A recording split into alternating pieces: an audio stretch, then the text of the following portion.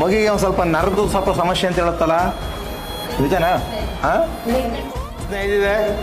ಮೊದಲನೇ ಪ್ರಶ್ನೆ ಮಕ್ಕಳ ವಿಚಾರ ಅನ್ನತ್ತೆ. ಎರಡನೇ ಪ್ರಶ್ನೆ ಸಾಲದ ಬಾಧೆ ಅನ್ನತ್ತೆ. ಮೂರನೇ ಪ್ರಶ್ನೆ ಮನೆ ವಿಚಾರ ಅನ್ನತ್ತೆ. ನಾಲ್ಕನೇ ಪ್ರಶ್ನೆ ಹಣಕಾಸಿನ ಅಭಿವೃದ್ಧಿ ಮತ್ತು ವ್ಯವಹಾರ ಕೇಳಕ್ಕೆ ಬಂದಿದ್ದೀರಾ ಅಂತ ಹೇಳುತ್ತೆ. ನಿಜನಾ? ಕರೆಕ್ಟ್ ಇದೆಯಾ? ಏನಾಗಬೇಕಣ್ಣ ಈಗ ನಿಮಗೆ? ನಮಗೆ ಭಾರಿ ಹಿಂಸೆ ಆಗ್ಬಿಟ್ಟಿದೆ. ಒಬ್ಬ ಮಗ ಹಿರಿ ಮಗ ಎದ್ದು ಕೂಡುತ್ತೆ ಸುಮಾರು ನಿಮಗೆ 3.5-4 ವರ್ಷಗಳ ಜಿಗಿಂಸೆಗಳು ಜಾಸ್ತಿಗೆ ಒಂದಕ್ಕೊಂದು ತೊಂದರೆಗಳು ಯಾವುದೂ ಅಭಿವೃದ್ಧಿ ಇಲ್ಲ ಅಂತ ಹೇಳುತ್ತೆ. ನಿಜನಾ? ಹಾಂ, ಹಣಕಾಸಲಾಗಿರ್ಬೋದು, ವ್ಯವಹಾರಿಕವಾದು, ಆರೋಗ್ಯದಲ್ಲಾಗಿರ್ಬೋದು, ಮಗು ಅಂತ ಹೇಳೋದು ಬೀಳದಂತೆ ಇತರ ತೊಂದರೆಗಳಾಗಿದೆ ಅಂತ ಹೇಳುತ್ತೆ. ಇದು ಯಾಕೆ ಹಿಂಗಾಯ್ತು? ಯಾರಿಂದ ಆಯ್ತು? ಯಾಕವ?